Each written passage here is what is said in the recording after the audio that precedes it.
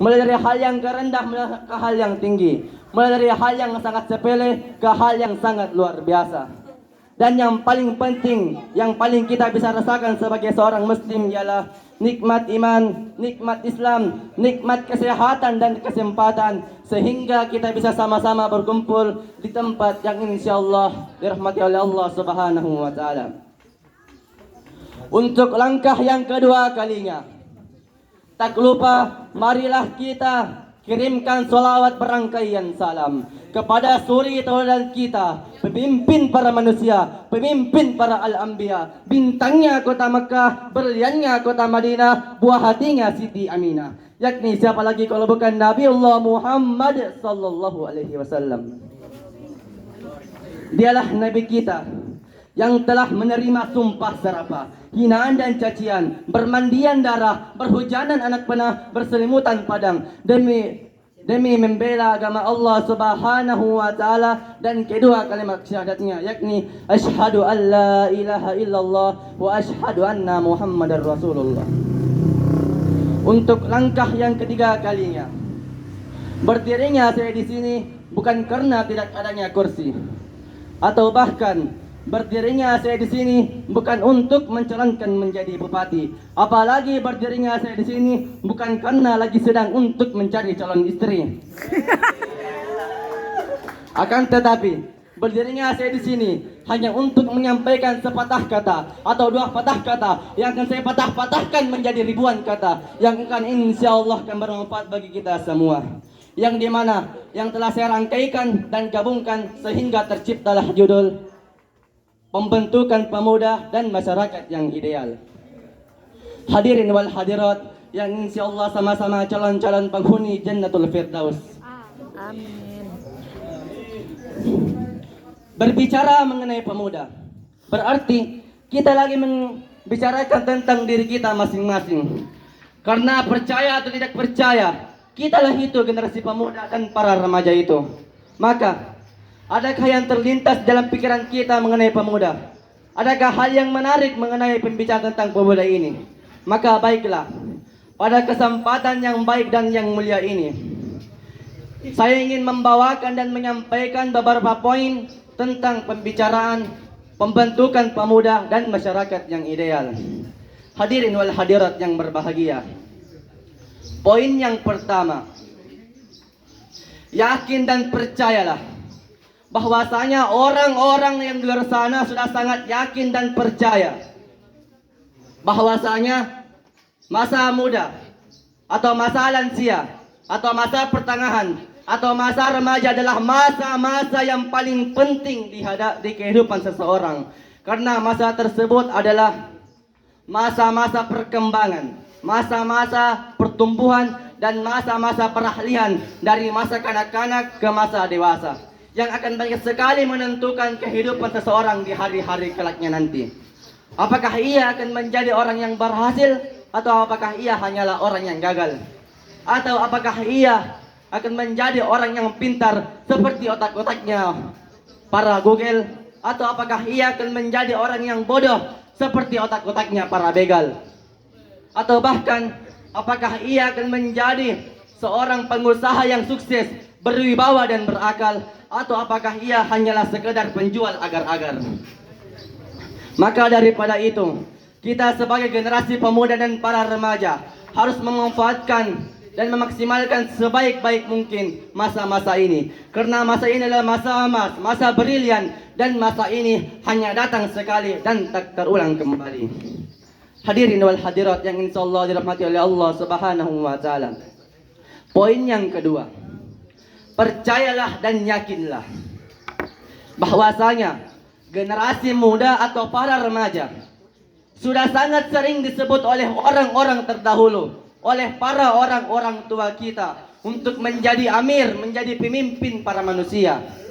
Saya kira kita telah mengetahui semua puisi karya Sekbek yang berbunyi, Inna fi yadis syubani amrul ummah wa fi ikdamiha hayataha. Inna fi yadis syubani amrul ummah. Di tangan para pemuda lah terletak kemajuan suatu bangsa. Wa fi ikdamiha hayataha. Dan pada keberanian mereka lah bergantung bangsa tersebut. Maka daripada itu, generasi muda atau para remaja harus siap menerima, harus siap berani mengambil resiko-resiko dan tanggung jawab yang besar demi kebahagiaan masyarakat, bangsa, bahkan umat sekalipun. Hadirin wal hadirat yang berbahagia, poin yang ketiga adalah percayalah, yakinlah, dan bersiap-siaplah. Dikarenakan generasi muda atau para remaja harus siap merangkul, harus siap membawa, dan harus siap menerima tanggung jawab yang sangat amat besar kepada masyarakat.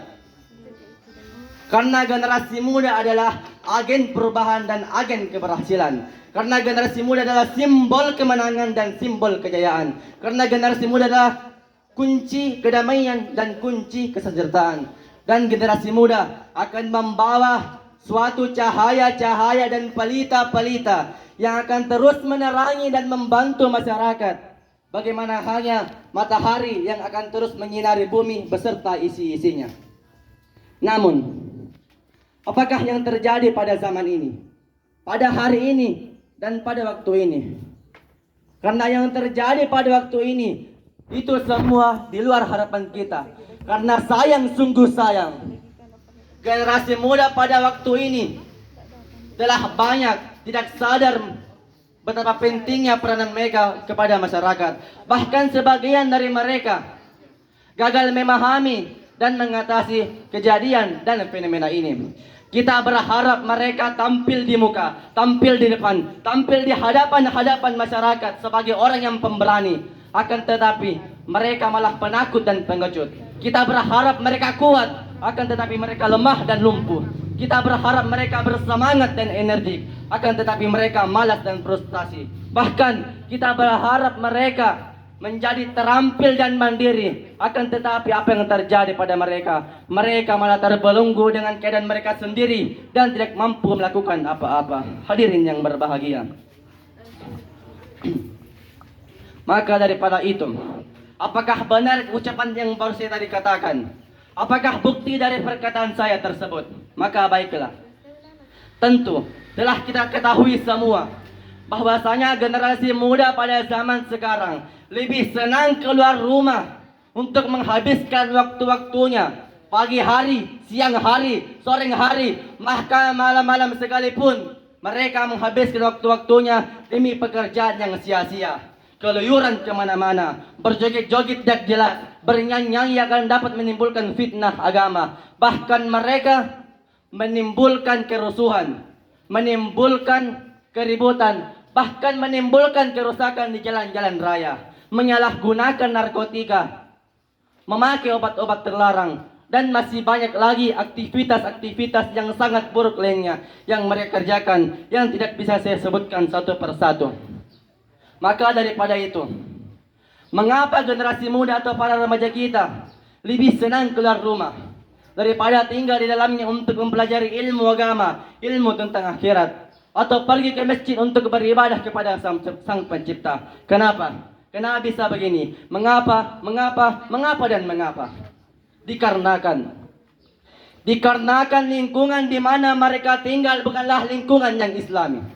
Dikarenakan orang tua mereka terlalu sibuk mencari uang, terlalu sibuk mencari kehidupan dunia, terlalu sibuk mencari harta, terlalu sibuk mencari tahta, terlalu sibuk mencari jabatan-jabatan yang hanya bersifat sementara.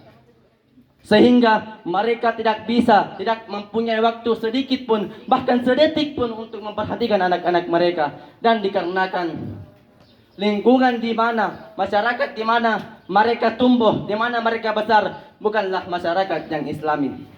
Maka untuk membentuk pemuda dan masyarakat yang ideal ini, kita harus mengganti semua apa yang telah kita miliki sebagai yang dijadikan untuk nilai-nilai Islami. Kita harus membuat atau menciptakan kondisi-kondisi yang baru di bawah peraturan Islam, di bawah peraturan Islam yang telah dicontohkan oleh baginda Nabiullah Muhammad SAW beserta para sahabatnya yang telah pernah Allah akui sebagai umat yang paling terbaik yang pernah tercipta di muka bumi ini. Sebagaimana Allah Subhanahu wa taala berfirman di dalam Al-Qur'an di surah Ali Imran surah ketiga Halaman 64 ayat 110 sebelah kiri bagian atas yang berbunyi, A'udzu billahi minasy syaithanir rajim. Bismillahirrahmanirrahim. Kuntum khaira ummatin ukhrijat linnas ta'muruna bil ma'rufi wa tanhauna 'anil munkar wa tu'minuna billah. Sadaqallahul azim.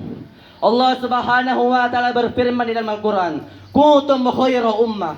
Kalian adalah umat yang paling terbaik. Ukhrijat linnas, yang diperlihatkan kepada seluruh manusia.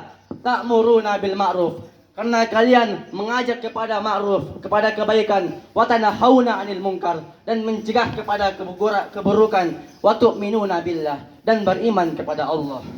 Maka hadirin wal hadirat yang insyaallah dirahmati oleh Allah Subhanahu wa taala. Maka daripada itu, marilah kita ciptakan di hati kita nilai-nilai Islami. Marilah kita ciptakan di akal dan pikiran kita untuk mencintai Allah dan Rasulnya, agar Allah mencintai kita pula. Dan marilah kita menciptakan pemuda dan masyarakat yang ideal ini sesuai dengan tuntunan Allah Subhanahu wa taala, yakni Al-Qur'an dan Rasulnya, yakni Al-Hadis. Hadirin wal hadirat yang insyaallah dirahmati oleh Allah Subhanahu wa taala. Mungkin cukup sekian yang bisa saya sampaikan. Jika ada jarum yang patah, jangan simpan di dalam peti.